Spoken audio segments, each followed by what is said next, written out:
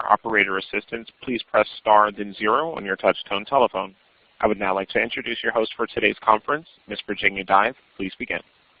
Good afternoon and welcome to today's webinar, which is hosted by the National Aging and Disability Transportation Center, or NADTC. Today we'll be discussing how new information and scheduling technologies support mobility access for all. This is Virginia Dive, and I'm the co-director of the NADTC. The NADTC, as you can see on this slide, is intended to promote the availability of accessible transportation, particularly for older adults and people with disabilities. It is a partnership between the National Association of Area Agencies on Aging and Easterfield, and it's funded by the Federal Transit Administration. A few housekeeping items before we begin today. Closed captioning is available for this webinar, and I'd like to thank our captioner for being with us and providing this valuable service. To access the captioning, either press the CC icon at the top left of your webinar screen, or using your computer's keyboard, press Control F8.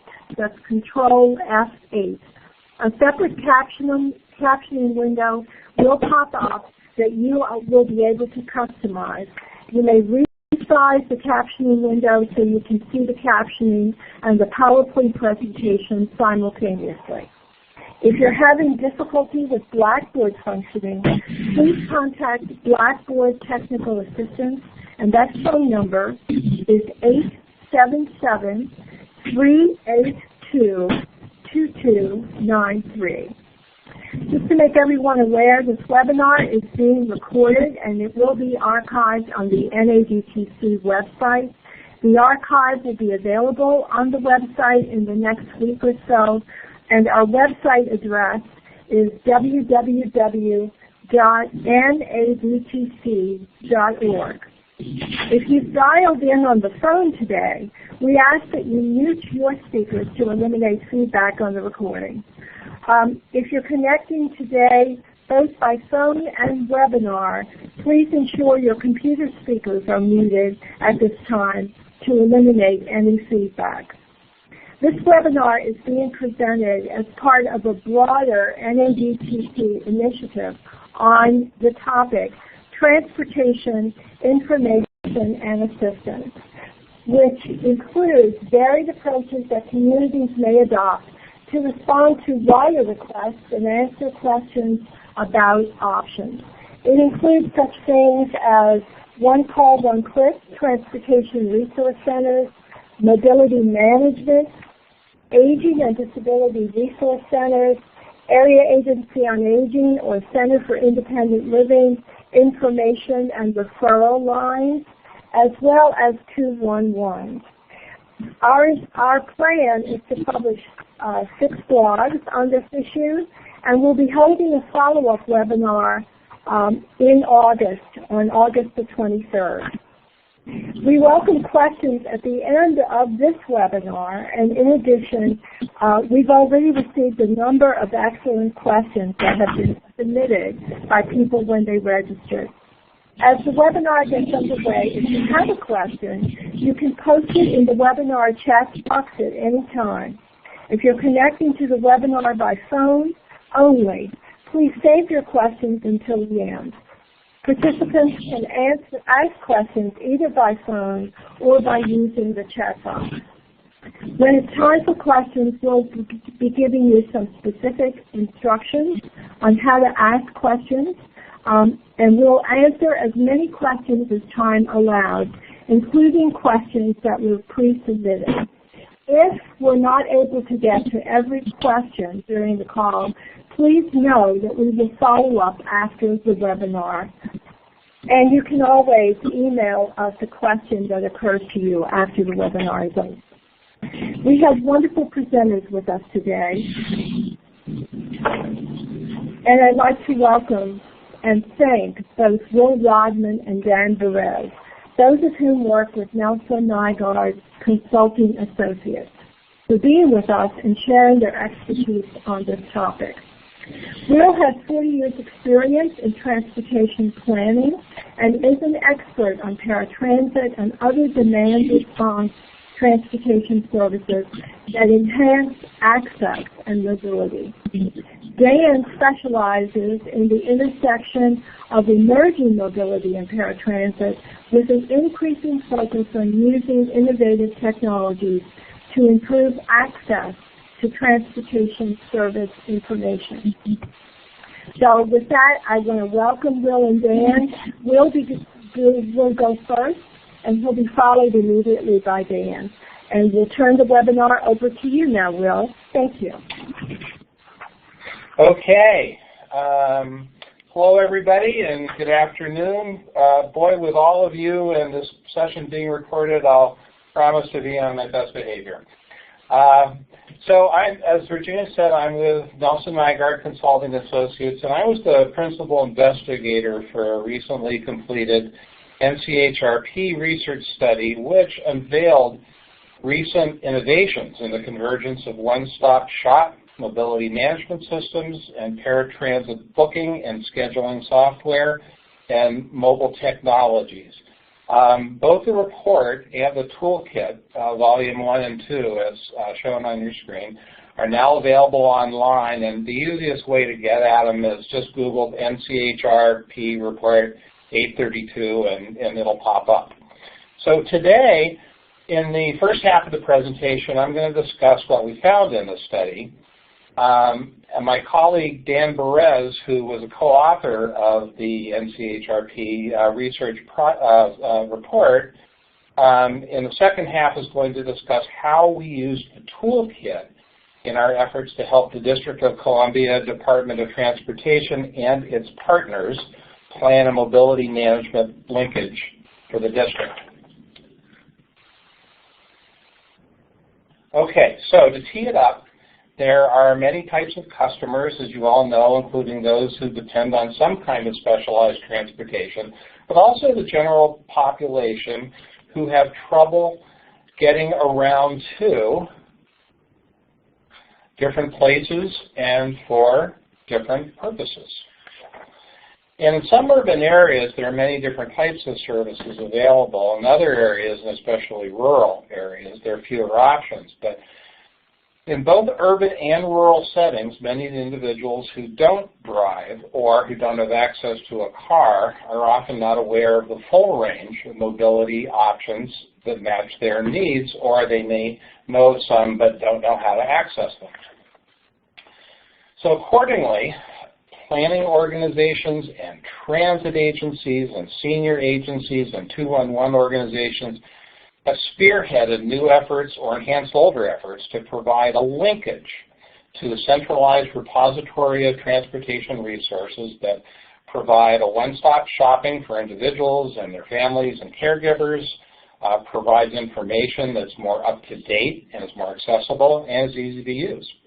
In addition, some of the more advanced linkages offer something similar to Match.com, and while it won't necessarily match you up with your true love, they do allow you to put in specifics about you and your transportation needs, and will sift through the options to produce a more manageable and actionable list of available services that match you and your needs. So this is similar to what 211 systems do, but in a more focused manner and often with a better set of transportation options in the database. And some of the more advanced systems also offer trip planning services and even allow you to directly book a trip request on a particular service. And for some, you can do that from your smartphone, and this will be a focus of our findings. So what do we find out there? So in our research, we discovered three main takeaways. The first was that FTA's 119 VTCLI grants that totaled $64 million over 2 years both accelerated linkage program development and resulted in advanced functionality that was not really on anybody's radar when the program was first conceived.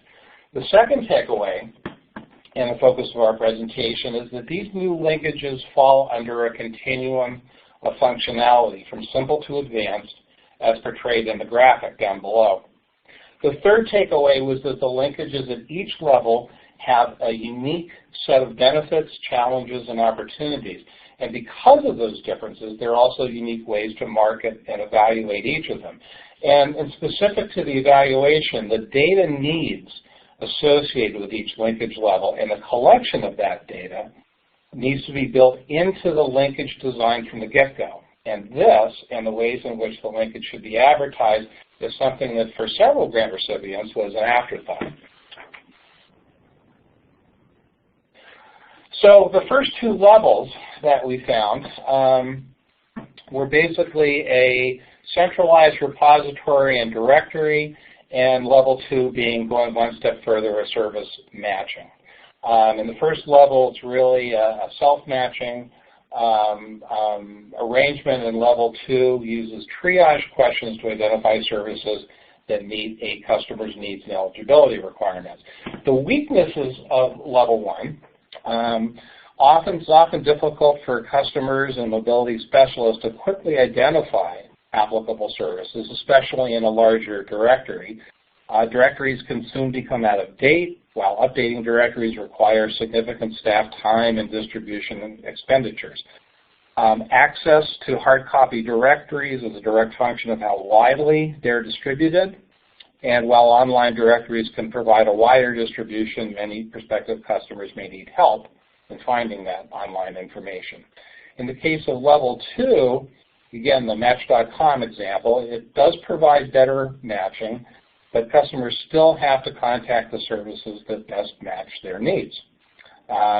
In terms of opportunities, in level 1, the directories can be designed to mimic the usability of web-based interfaces, providing users with a guide to identify applicable services and more easily navigate to provider information. And I'll show you an example of that in a second.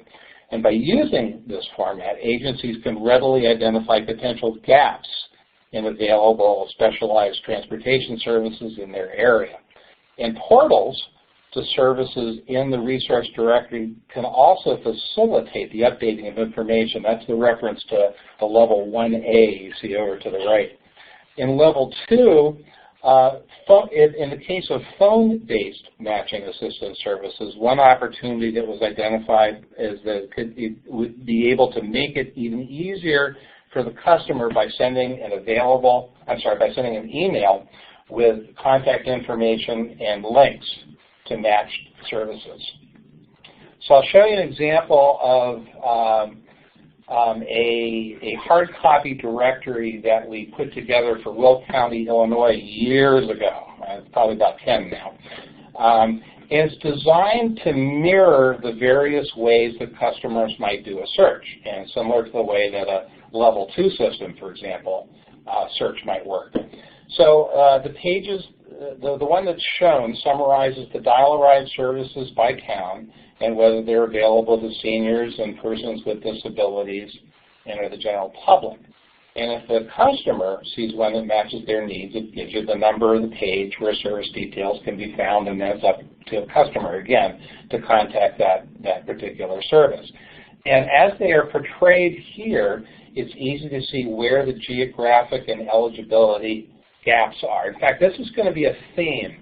One of the things that we found in the survey is that regardless of what the level is, there will be cases that unveil situations where there isn't a service available for a particular person, whether it be a geographic gap, whether it be a temporal gap, whether it be an eligibility gap, or a trip purpose gap. And this helps the transportation planners of the lead organization or in the area help identify where services need to be expanded or developed. An example of the 211 system, a level 2, comes from Los Angeles. In truth, most 211 systems worked exactly the same way, but we like the one from LA County a lot. So the way it works is by inputting zip codes and keywords or phrases into the search field, and the one in Los Angeles actually provides those key phrases and words for you. The 211 system will sift through all the services to narrow it down to the transportation services that reflect the search criteria. And one can do this him or herself online, or the customer can call a 211 call taker who can do the search for the customer. The system produces for the customer or the call taker detailed information for each service on the list, including how to contact them. And one of the cool things that I've always liked about the 211 systems is that the agents follow up with the customer to see if the customer was able to use the information to get a ride, or if not, to redo the search for them. They're basically problem solvers, and that's why I like that a number of these one-call, one-click linkage systems have piggybacked on 211 systems. So on to level 3. Level 3 systems work similarly to online transit trip planners by providing applicable services based on a specific trip request. Indeed, most level 3 systems are integrated with public transit schedules via open trip planners using the General Transit Feed Specifications, or GTFS, and potentially through the being developed GTFS Flex for public transit, general public transit demand response services.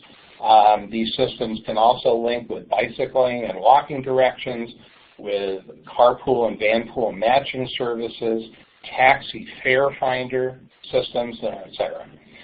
The weaknesses of level 3: if the trip booking is required, customers are required to contact that service provider directly. And it's somewhat difficult to coordinate trips that include transfers between services that require advanced booking. And that kind of comes into play with level 4, which we'll get to in a second. In terms of the opportunities, the agencies can make these API links available that allow third-party developers to create their own trip planners or integrate specialized transportation information in an already existing app or website. In fact, agencies can even sponsor hackathons to encourage use of specialized transportation information by developers, and that's something that Dan will probably mention in the course of the District of Columbia work we did. Here's an example of a trip planning that resulted from the souped-up 211 vet link system from the Inland Empire of Southern California. That's kind of down near San Bernardino. And again, through links, a particular trip request from a person who uses a wheelchair unveiled that there are 3 different bus routes that can serve the system, as well as the regional paratransit service. And it provides when that trip can be taken on that route or that service and what the fare is. From there, if a customer does select a particular solution over on the right with those select buttons, it gives the customer or the call taker details of that route or service. So onward to level 4 and 5. With a level 4 linkage, mobility specialists receive requests from customers, use the tool to help narrow down the services, and then to directly contact service providers on behalf of the customers to speak with service call takers and arrange trips, again, for the customer. And this, in certain circumstances, it may also be to set up a 3-way call as needed to help the customer facilitate a transfer trip. With level 5 linkage, the customer and/or mobility specialist can directly book a trip without speaking with the provider's call takers. The weaknesses with level 4, the main weakness is that the mobility specialists do not know if a service is able to take the trip or not before contacting the provider, so it might be a hit and miss kind of thing. And with a level 5 linkage, the ability to directly book is currently limited to linking with the systems that already have a way to directly book a trip via an IVR system. So you're not improving the functionalities, so to speak, but you are able to get there through another door. And that is key to several systems that have made it available or made it known to paratransit users that there are some transit services available, and in specific, there was a region of Florida that experienced just that, or a shift of paratransit trips to transit trips. The opportunities with Level 4 is for an agency who has a limited-sized staff could focus on assisting the trips that are more difficult to book, such as transfers. And as I mentioned just a second ago with a Level 5 linkage, you enhance the customer awareness of other modes by putting everything in one place, and that often involves in the shift.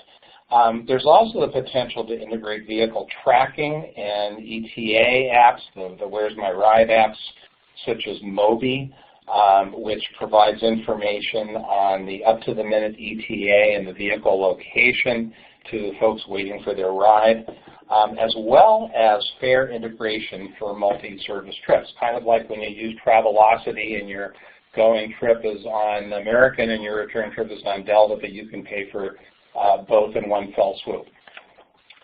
An example of Level 5 is in Pennsylvania, where in a progression of screens on your smartphone, an individual can find and book a trip on a specific service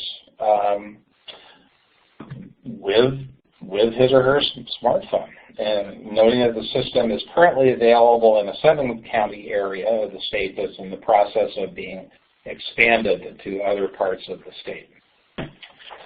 So that is what we found out there. And we also, as I mentioned, created a toolkit that helps folks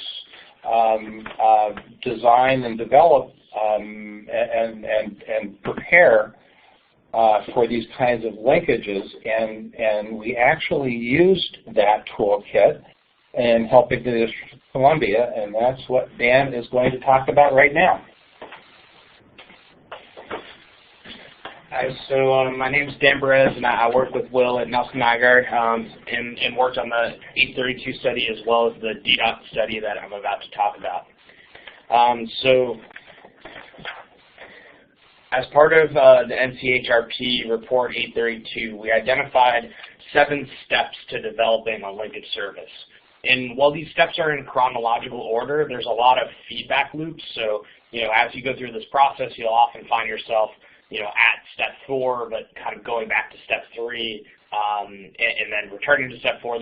It's not necessarily a purely linear progression.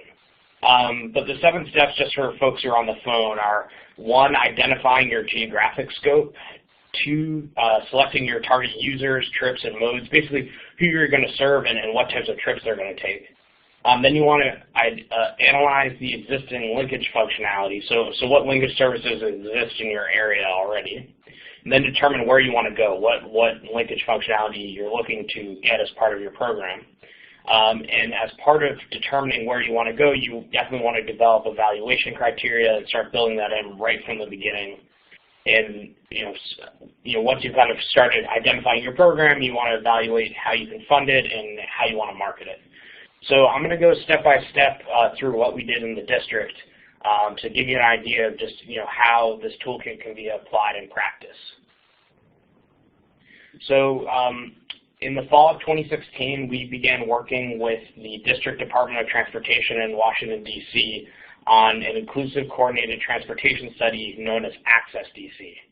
And the district had kind of come to the study after starting to analyze the services they were providing for people with disabilities and older adults, and realizing that while they're doing a pretty good job, there were a lot of potential rooms for improvement. So they hired us to identify ways to give people with disabilities and older adults better access to multiple different transportation services in the district, and kind of have a better way of identifying what option makes most sense for a certain trip. And then we also identified potential service tweaks and coordination opportunities between the existing services.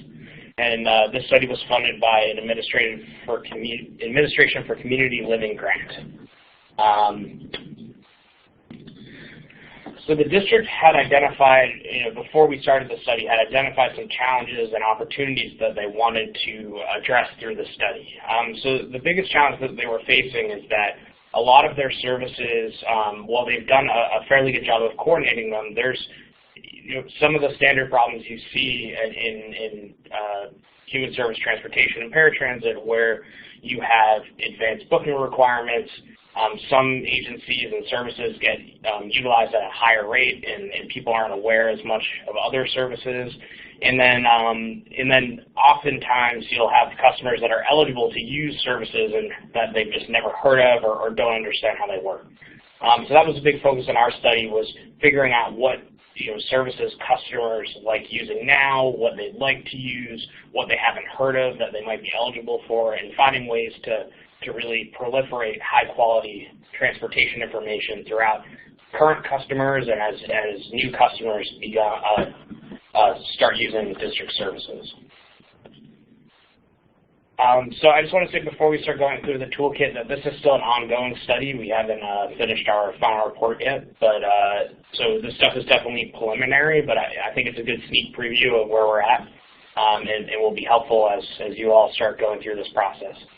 So the first thing that you want to do when developing a linkage service is identifying what area you're serving. Now in the district, like many of the places that you work in, there was a pretty defined geographic scope for our study. The client was the District Department of Transportation. They're primarily focused on services within the district and serving district residents.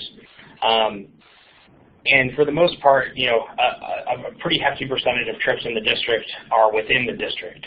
But as you're looking for your geographic scope, it's important to really look at trip patterns. If you have a lot of trips that are going beyond a municipal or a county boundary, you might want to consider opening up your services to a broader region. And you definitely, no matter what scope you're looking at, want to design your services with potential expansion in mind if you find out that travel patterns change or that maybe you didn't identify the right geographic scope initially. Also, a lot of the recommendations that we're looking at have some pretty significant initial capital costs. So if you want to have a really advanced linkage, you probably want to make sure your geographic scope includes enough customers to really justify that level of investment. So for our scope, we looked exclusively at district, but we definitely also communicated with some agencies and had partners as part of our study that were serving the broader Washington metropolitan area. So once the scope was identified, we also had a relatively defined scope for users. So the study was targeting people with disabilities and older adults, as well as many people who fall within these categories in different combinations. So it turns out to be a pretty significant percentage of district residents fall into one of these two categories in some way. So we first set out to identify what transportation services are currently available, and they kind of fall into three buckets. The first bucket is services that serve both people with disabilities and older adults. In the district, those are primarily public transit options. The district is somewhat unique among East Coast cities in that its transit system has a very high level of accessibility. The subway stations are all accessible and have elevators. The DC streetcar system is fully accessible, and both DDOT and Metrobus operate low-floor buses that are easier to access for folks using wheelchairs.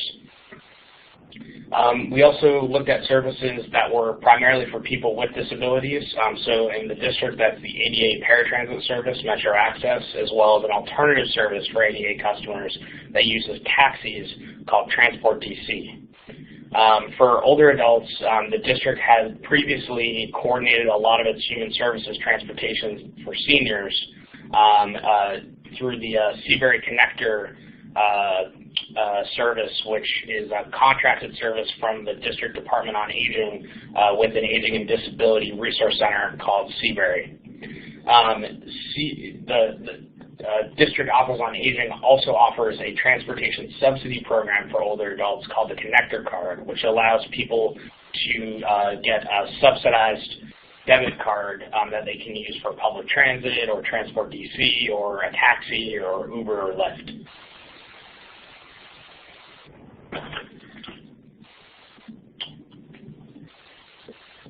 We next took a look at the existing linkages within the system. So the district has a lot of transportation linkages and other resource centers that are providing transportation service information.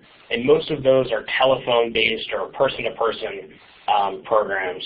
So there's the DC 211, there's an information and referral line from the Office on Aging.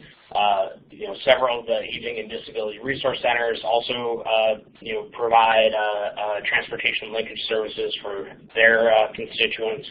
And then there was also a fairly comprehensive regional transportation services database called ReachARide, which offers some of those Match.com services Will was talking about earlier through a website and also through the phone.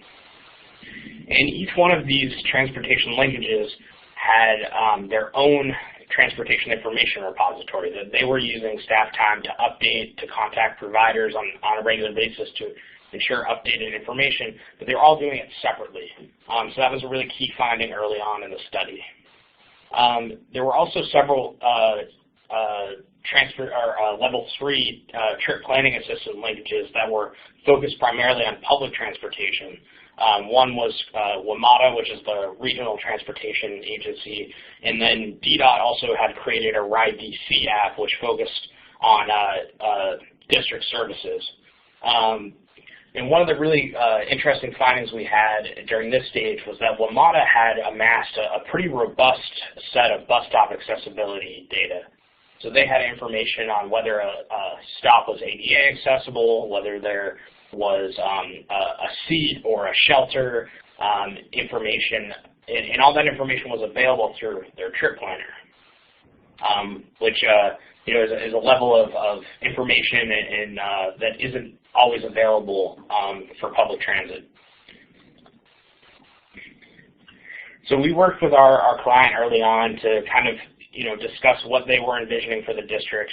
And we initially targeted a level 5 one-call, one-click system. So there was an interest in looking at potential for direct trip booking on the various services available in the district. And as we went through that process, we noted some challenges. This is in a really important stage because as you're thinking about what level of linkage functionality, you really start to think of, what do my customers need, and what are the potential challenges and that I might face in getting to that level that I think would best serve my customers. And in some cases, you might find that initial level that you were targeting doesn't actually make as much sense once you start going through the process.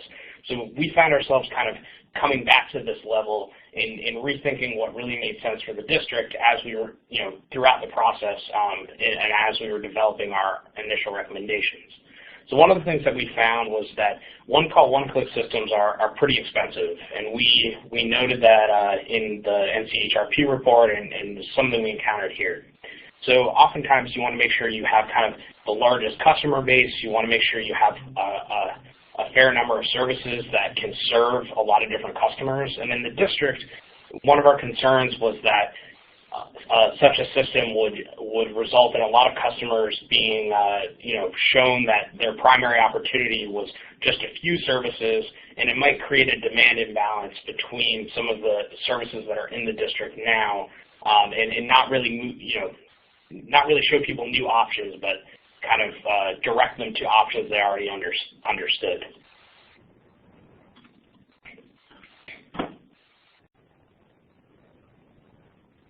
So once we had kind of taken a step back from the level 5 functionality, we really took a step back and looked what building blocks are available in the district. Because in the end, these systems are often most effective when you're leveraging existing resources instead of trying to build something completely from scratch. And what we found was that the district has a lot of different call centers that are already providing linkage services. There's already a lot of resources being expended and that have been created to help customers find transportation services and various other services that are available in the district. And some of those had trained social workers, had really good protocols in helping people find services that they need, had access to case information.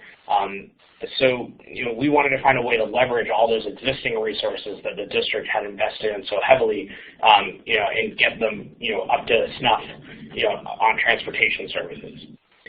We also found that there were a lot of robust and regularly maintained transportation service information repositories, and we found that ReachArrive was potentially a really good option as a base for improving that transportation service information, and especially improving the process in which that information was created and maintained and updated. There are some opportunities to potentially consolidate all of these various repositories that have been created into one district-wide repository that folks could access regardless of what organization that they were in, and was designed with all of the different agencies' needs in mind. And then we also, noted that there was a lot of really, incredible transportation accessibility data that wasn't really available in a lot of other cities we've worked in, and that there was interest in, continuing to expand the range of data and keep it updated. So the district, for example, was looking at sidewalk accessibility, which is a big part of when you're making a public transit trip. It's important the stop is accessible, but it's also important that you're able to get from that stop to wherever you're going to. So there's definitely an opportunity to leverage that existing data set as well. So these are, our preliminary recommendations that we've presented to our partners in the district. And there was kind of two overarching strategies that we looked at, as well as a series of interim strategies and smaller tweaks and coordination efforts that could really benefit district customers and service providers. So the first, layered strategy, this kind of bigger strategy that we looked at, was using the no wrong door model for transportation. So what the no wrong door model does, and it's common a lot in long-term services and supports, is becoming a strategy that's more commonly utilized, and the district was is actually pursuing a no wrong door model for other types of services in the district already. But what it does is it essentially allows customers to continue calling the services that they're most used to using. So let's say I have a really good relationship with someone at my Aging and Disability Resource Center. I like calling them to find information.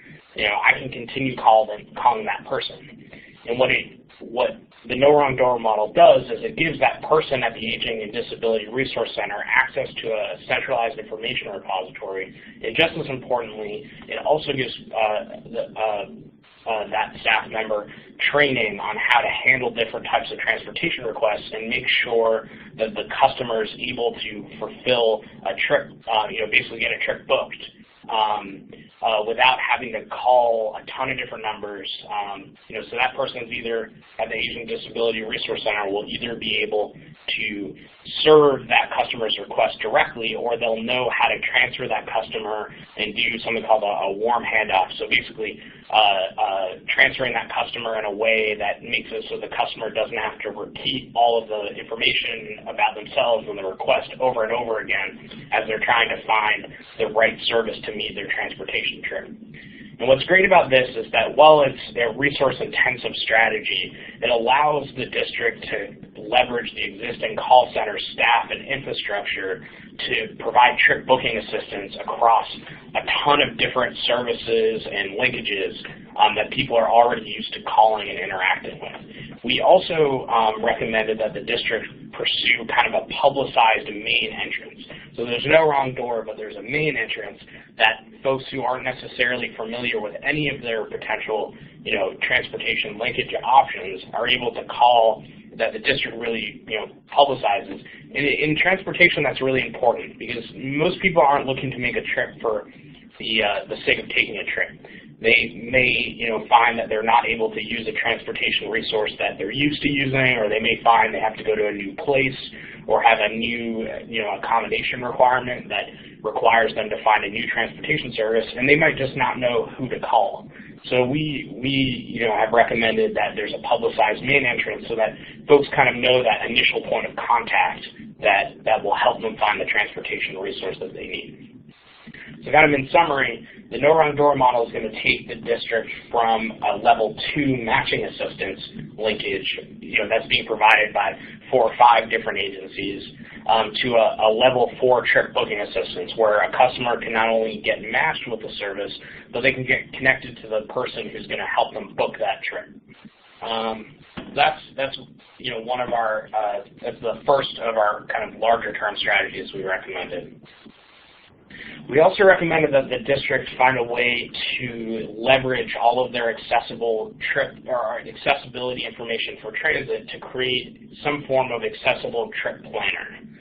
So this would be a trip planner that would allow, similar in some, it could take a form similar to Google Maps, where you're able to say, I'm making a trip from my house to the senior center, and I use a wheelchair, and I'm not comfortable, going up steep sidewalks, and it will be able to give you a transit option, or will tell you that maybe transit isn't your best option, either through an online app or by calling a call center. I think this is a great opportunity to kind of think about technology in general. A lot of older adults and people with disabilities and other customers you might interact with are not necessarily always looking for the highest tech solution. But when you make something online, like an online trip planner such as this, you really, kind of open up the range of people who can be providing assistance. So what this would allow is for customers to either on their own or by calling someone or talking to someone, find a public transportation trip that works for them, kind of breaking down the barrier to using public transportation for a lot of customers, where maybe they're able to identify a public transit option, but they're not able to figure out, whether that option will actually work for them given their accommodation needs.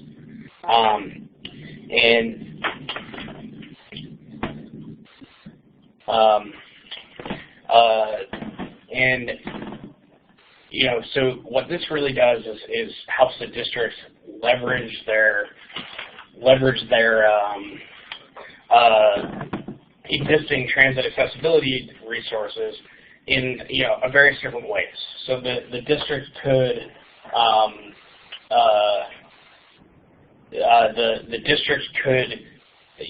create a trip planner, with a third-party developer. They could make this data accessible to folks that are already making trip planners to incorporate in their existing trip planner. We really recommended that the district explore the ways to make this data as open, widely available as possible, and to develop strategies to, make sure this data stays updated.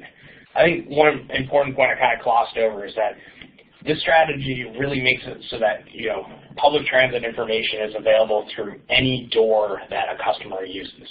So whether they, call an aging and disability resource center, or they're at a hospital, for example, the customer is going to be able to find a public transportation option that works for them, or figure out that maybe public transit isn't the option. And this whole thing kind of came out of our, some feedback we got from customers through our outreach stage of the project, which was really kind of ongoing through the whole project, is we found a lot of folks want to be able to use public transit because it's often the most frequent and readily available transportation option they have, but they don't necessarily feel comfortable using it for all the trips. So those are kind of our recommendations. One of the things that's really important that I want to kind of drill down a little bit more is evaluation. So as we're developing recommendations for the district, or throughout that whole process, we're thinking about once these systems are in place, how are we going to evaluate them? Because if you design something first and you don't think about how you evaluate it second, you're often going to miss opportunities to build an evaluation mechanism into your actual strategy that gives you some really interesting information that only becomes available when you start thinking about transportation more comprehensively through a linkage. So definitely building evaluation into the initial design is very important. And it allows you to evaluate both the linkage program that you've developed and the services that you're linking people to. So you can figure out how many people are using the transportation linkage, if they prefer us, if we're providing multiple options as we've recommended in the district, whether folks are using one of those options more than another, if they're returning to them again and again. You also always want to evaluate whether the information you're providing is accurate, because if you provide inaccurate information, you're just going to turn your customers and constituents off immediately, and they won't ever use it again. But I think most importantly, you can use these linkages, especially as you get to the more advanced technologies, to figure out whether customers are able to successfully make a trip or whether they face a barrier, especially a barrier due to a service gap. There isn't a service at a certain time, or that serves a certain customer's accommodation requirements. These services really give you data or these linkages can really give you some robust data to then go back to your organization or to your funders and say, hey, there's a really big need here, and we need to figure out how to solve that need, and here's a bunch of data that we have to support that need really exists. So for the no wrong door evaluation, we kind of looked at 3 different types of evaluation strategies. So the first is looking to see whether service providers are actually participating in the program and whether the information that they're providing is updated. With a no wrong door model, you really want to try to have a wide breadth of potential doors. If only a few people and organizations are participating, the program doesn't really work that well. And you also want to make sure that, as there's turnover at these agencies, that the no wrong door training is continuing throughout the process. So you don't want to leave the training behind after you've done your initial rollout, or else it will break down pretty quickly. And then again, providing updated service information. You also want to evaluate how the strategy is actually working, how customers are being linked to services. So first, you want to know the number of customers that are calling on each participating door or provider, and the percentage of calls that are resulting in a call transfer. You might find that that the customers really like calling the reach a ride because they know it will give them as many options as they need it, and maybe have some options that some other providers are providing.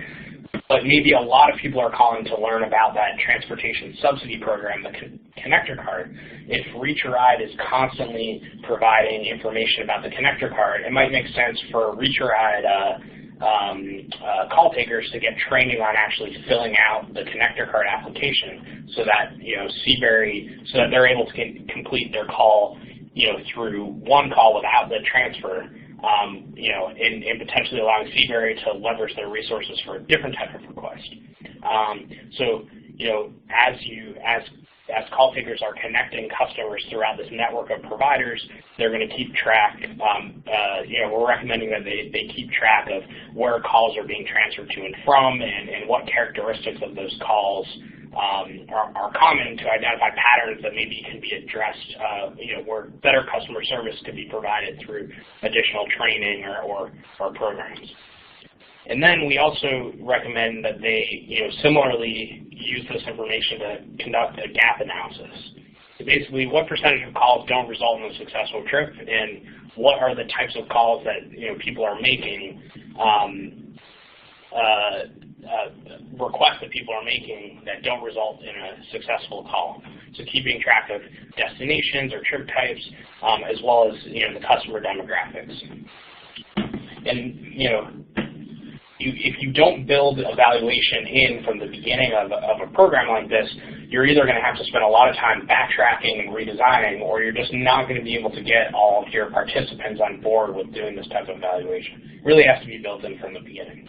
And this is just one example, but as you go through this process, you'll see that this becomes really important even for marketing programs, for relatively simple applications. You still always want to make sure that you're tracking usage and trying to identify gaps as much as possible. And the toolkit, by the way, does include evaluation criteria for each level. So just wrapping up the last 2 steps. Once you kind of identify what you actually want to implement, you have to figure out how to fund it. So in the district, we identified 3 primary pools of funding. The district itself can fund some of these programs through existing sources of money or identifying new sources. There's also an opportunity to work with the NPO to identify grants. And there are also federal grants for mobility management services that either currently exist or will exist in the future to help fund these types of programs. And then the last stage, which is something that we definitely are considering as part of the study, but is actually part of kind of our recommendations for next steps, is creating a marketing plan. So every time you develop a linkage service, it's only going to work if you effectively market it. If you create the best, and we saw this in the VTCLI grants, if you create the best transportation linkage ever, if no one uses it, it doesn't really matter. No one knows about it. Yeah, if no one knows about it, it doesn't really matter what you've created, and it's going to be really hard to justify to funders later, why you need more money to make improvements if no one's used it. So you also have to think about, marketing from the beginning, but it's something that you probably are going to implement towards, the end of your actual development cycle. So it's really important that customers are involved in developing the marketing plan and materials. It's going to, especially older adults and people with disabilities are often kind of bombarded by service information, and they've been marketed to a lot. I think our society has moved towards more marketing in general. So people know what works for them, what doesn't work for them. So it's really important to involve customers from the beginning. And in the district, we recommended that DDOT leverage a lot of existing groups and boards that exist at the district government level and with the transit agencies, where there are kind of already existing groups of customers that can participate in this process. You also want to make sure that your marketing materials don't just target your customers, but also the service providers that you are linking customers to, because they should be aware of what's going on, how their customers are reaching them. And you also want to make sure that you're marketing, if you have a dispersed group of linkage operators, you want to make sure you're marketing to them about new features you're adding. You want to make sure that everyone is involved and has good information. Also, it's really important not just to market the linkages themselves or the services, but market the whole package so that folks are able to figure out, this is why I call this number. These are the types of services that are going to be available for me if I use this website. You got to kind of, people need, some of these things are pretty simple, but some are a little bit more complex, and you just need to make sure the whole picture is available to your customers as you're developing marketing. So we've included some strategies that, a chart with some strategies on this slide that was created for another project. This should look familiar, but it's something that is really, really important when you're trying to disseminate information, especially when you're disseminating information about a way to get more information. So it's something that we thought a lot about as we were developing our recommendations, and is something that the district, as they're implementing some of our recommendations, it will be a big focus. Look at that, we're on time. So I guess we're ready for questions. The other thing that I just want to leave you with before we start answering folks' questions is that this kind of a system can be a centerpiece for other kinds of mobility management efforts in your region. The accessibility databases, for example, that get woven into the trip planning process, voucher systems or subsidy programs, volunteer driver programs, they all kind of work together and feed off each other on a statewide basis, providing technical resources to regional mobility managers. So think of this as the centerpiece for a broader mobility management program, kind of like the centerpiece, center of a wheel. So with that, let's see. How do we do questions? Virginia? Yeah, Will, and then first of all, let me say thank you very much for this amazing wealth of information that you've shared with us. I'm sure that many of us are still trying to wrap our minds around all this good information. We did, as you all know, a number of you submitted questions ahead of time, and we thought we would start the Q&A part of this webinar with going through a few, just a sample of those questions that we got. So Will and Dan, I'm just going to read them and we'll have a conversation. And we've also had a couple of questions that have been posted in the chat box. I'm hoping more will come in. But after we go through a few of these questions, then we're going to turn it over to the operator to see if there are any questions from people on the phone. So let's start with question number 1 on my list is how many providers or communities are currently using a one-call, one-click system for individuals to schedule their transportation needs? Well, I guess the quick answer is we don't know, but you know, we can also say that the VTCLI grants, there were 119 of them, and many of them focused on developing one-call, one-click systems. In addition, there are 211 systems in most communities, as well as aging and disability resource centers that all have referral services and all have their own databases. And while some databases are better in terms of the transportation resources than others, at least there's coverage. Thanks, Will. And one thing that we will do after this call is there is a listing of all the VTCLI grantees on the FTA website, and so we will post a link to that listing so that people can access that information. Right. It's also in the report 832, Virginia. It's also there as well. Oh, even better, Will, because we've already got that posted on our website, so thank you.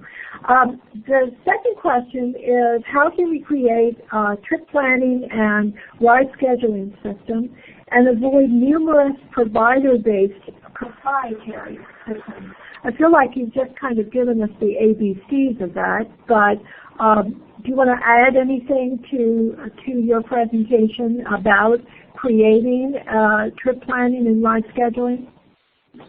So this is one of our findings in the study is that, while the VTCLI program really accelerated the development of these systems, the program wasn't really set up to develop standards.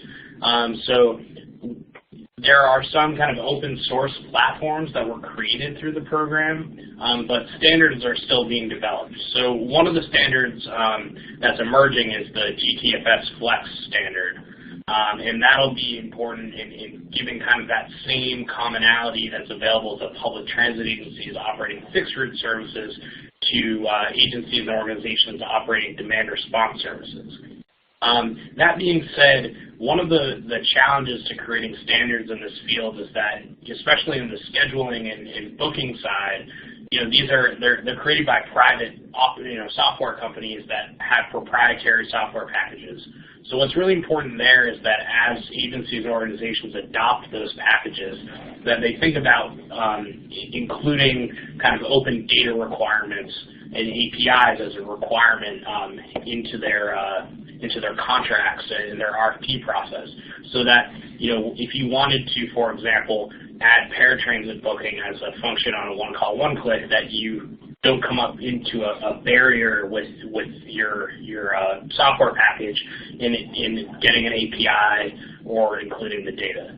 So that's a really important thing in addition to just developing standards, that more data becomes open. Some of those national systems have been rather proprietary about that and have opted to remain closed. And one-way transit agencies especially can help that situation is to require open access to these systems as part of the procurement process. Excellent. So how does the work that you all have been talking about and this whole process of creating systems that ensure access to transportation information and ride assistance actually connect with work that's being done under TCRP G16, which is concerned with the development of transactional data for demand response transportation? Right. Well, that's just what Dan was referring to. It's really what TCRP G16 is focusing on is the advancement of GTS Flex, which focuses on how actual data, service data that's involved with general public, especially transportation services that are demand responsive, can be used in the same way that transit information is being used now through just regular GTFS. It's mainly focusing on general public types of systems like Flex Transit, for example, but can work with things like ADA paratransit service and coordinated paratransit service, and even human service transportation services in the future.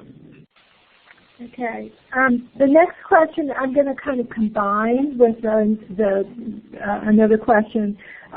So first, what is the role of the mobility manager, and where do you usually find mobility managers? Where are they housed? Well, I guess the short answer is the role of the mobility manager is anything you want it to be, and you can house them anywhere you want it to be. Mobility management focuses on, if I could give you a short definition, focuses on the customer. It helps them with programs that enable them to better access transportation sources, coordinated or other, that are out there.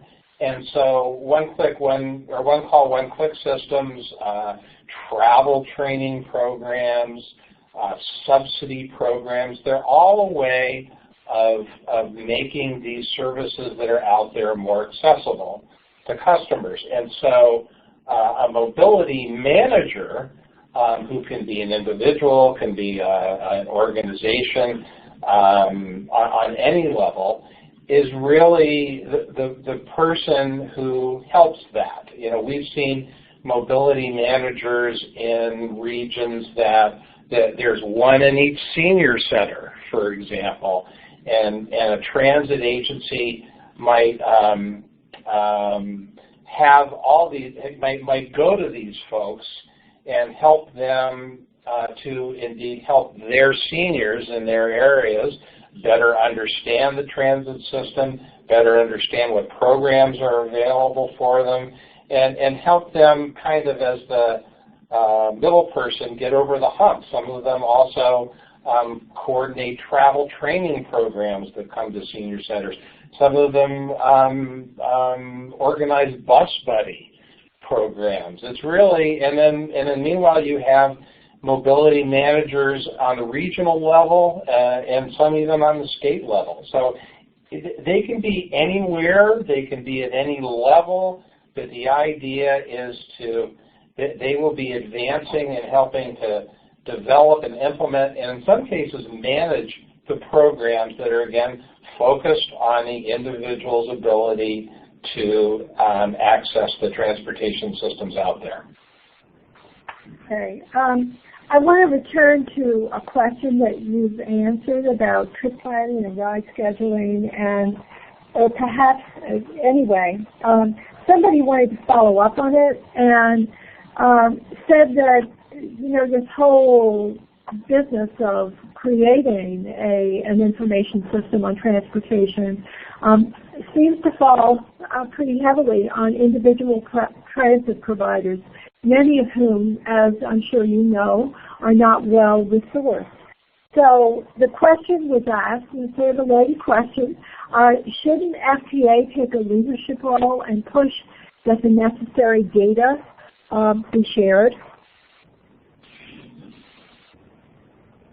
So, I think there's definitely, it's definitely important for, oversight agencies to be involved in developing data standards. A lot of these relationships from software providers are agency by agency relationships, and it's not atypical in software development for software developers to want to hold some of their information as proprietary. Okay. Let me expand upon that. Is it the FTA's role to provide a slew of more money to develop these things? Would it be helpful to provide some additional money beyond what was available for the VTCLI program to jumpstart other such kinds of services? Sure. Any kind of funding like that would be helpful. Short of that kind of designated funding, a lot of other communities, hearkening back to one of Dan's slides about money that's available through the MPO, through the regular other FTA sources, through transit agencies, and through other kinds of grants, have been used to help plan and design and eventually implement things. And remember when Dan was saying, the 7 steps, and they often kind of, they aren't necessarily linear, that sometimes you get to a point where you're circling back. Well, one of those is the funding available. And if it turns out that there's only a limited amount of funding in your region to develop something like this, that might indeed be a factor in determining what level of service you have. And that's okay, because it's better than what was existing to begin with. And one of the advice that we heard was that don't develop a system that necessarily ends at a particular level of functionality, but develop one that's potentially expandable. So should additional money be available, and should a higher level functionality be your longer term goal, that you haven't shut yourself off from expanding in that direction. I think one more point to get to the heart of the caller's question.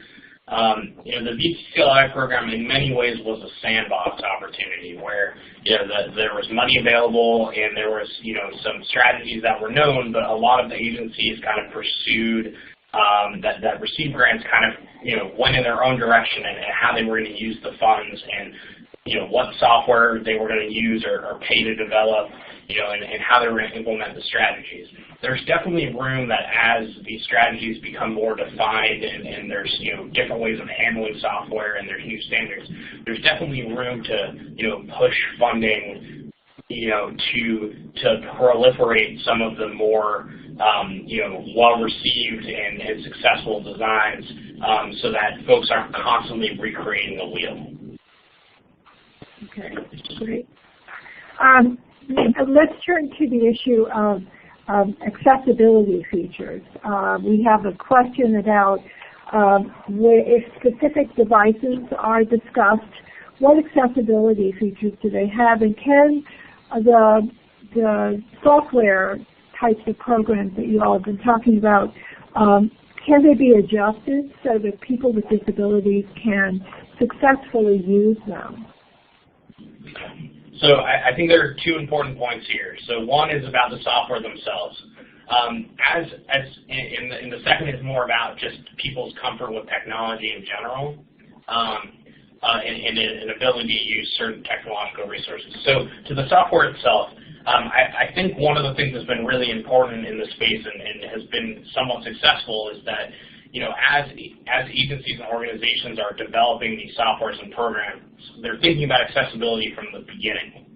So Reach a Ride, for example, as they were developing their website, worked with a focus group of people with disabilities and older adults, as well as an organization that looks at website accessibility for folks with different visual impairments. As they were designing the website. And through our district study, for example, we heard that some customers who are blind really liked the opportunity to get a smartphone app to request a trip, or customers who are deaf as well, because the smartphone app has accessibility features that make it easier for folks who are deaf and maybe can't use or are hard of hearing and have trouble with phone lines to be able to use an app instead. Apps also have readout features that allow customers with visual impairments to use them. So there's definitely a lot of opportunities to use technology to improve access. The second point, though, I think is also really important. A lot of customers are not comfortable using the internet, or don't have access to the internet or a smartphone. And you really have to think about the importance of technology in improving access points.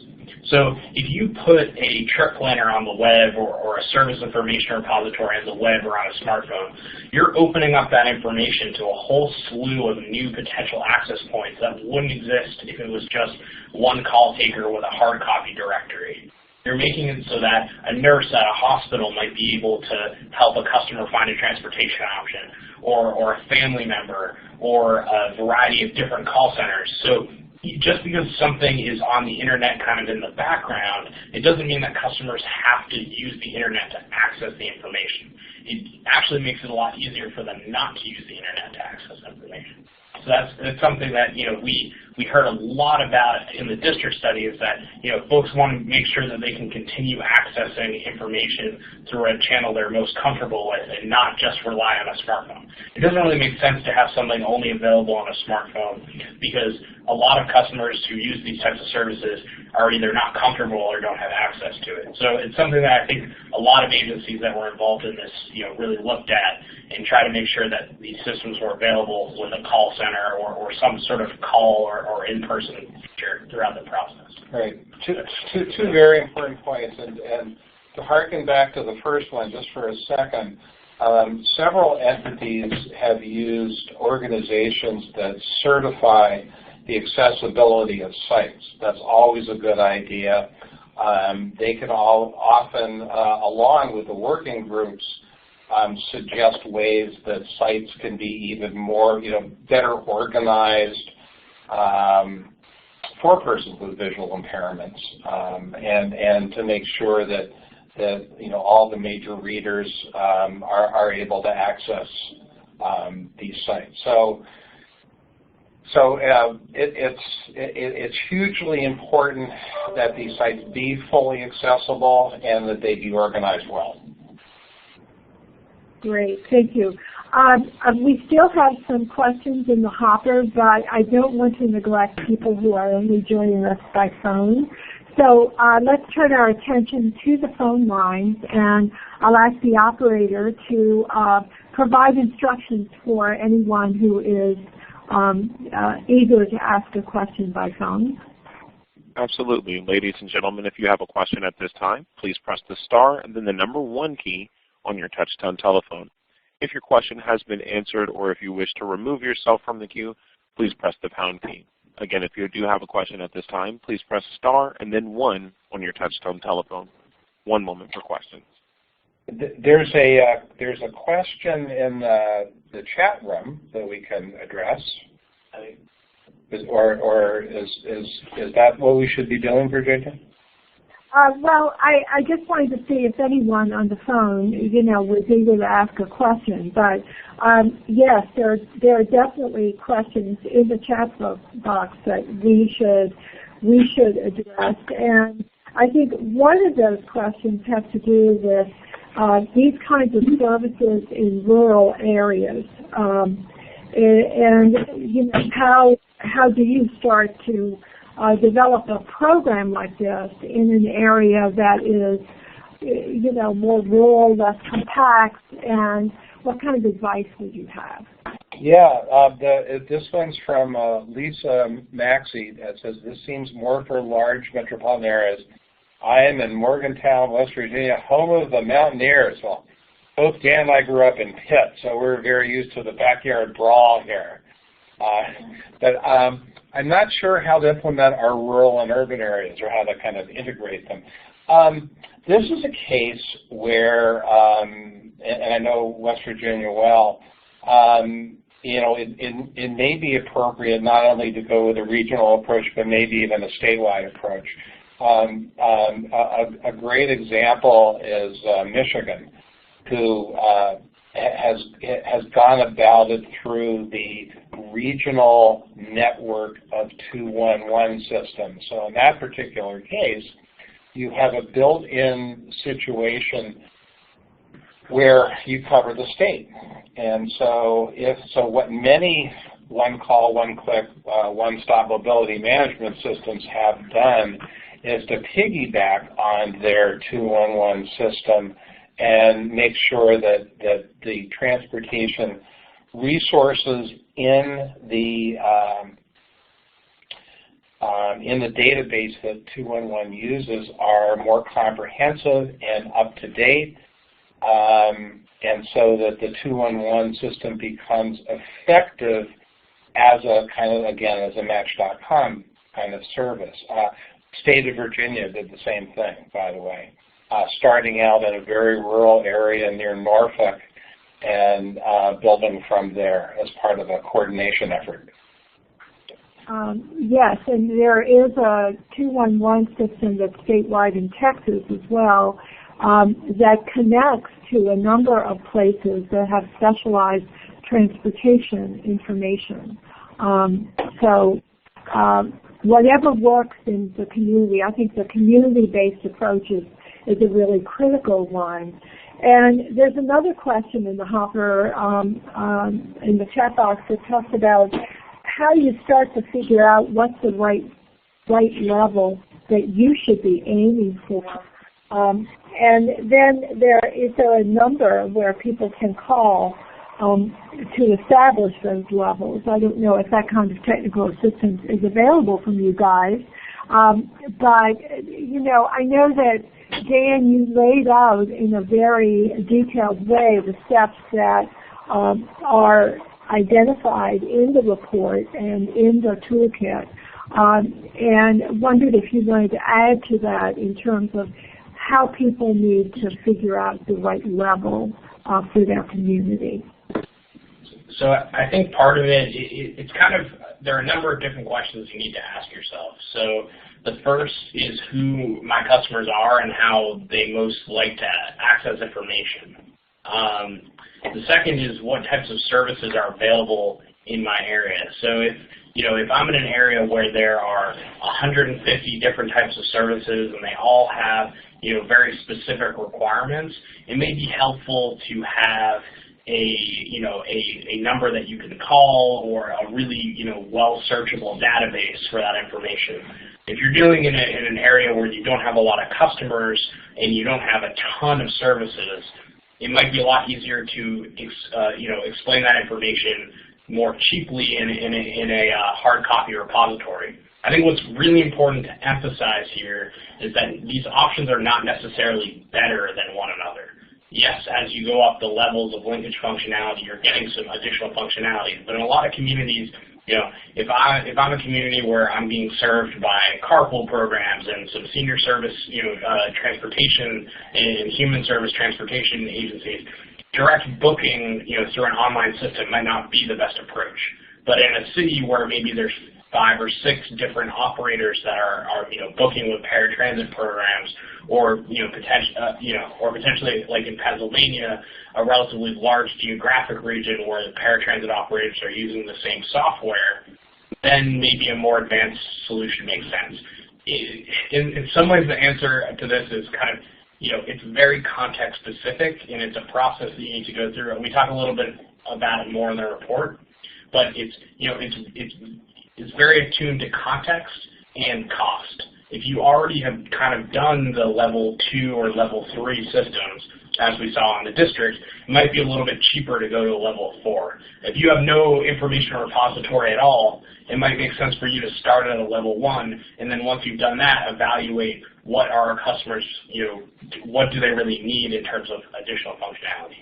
They could also be very low-tech systems. For example, years and years ago, we were doing a coordination project in Colorado and focusing on Denver, and one of the products that came out of that was a very colorful placemat that was laminated, and on the placemat were all the resources available for senior transportation in the Denver area, and it gave all the information in a nice, in a lovely way.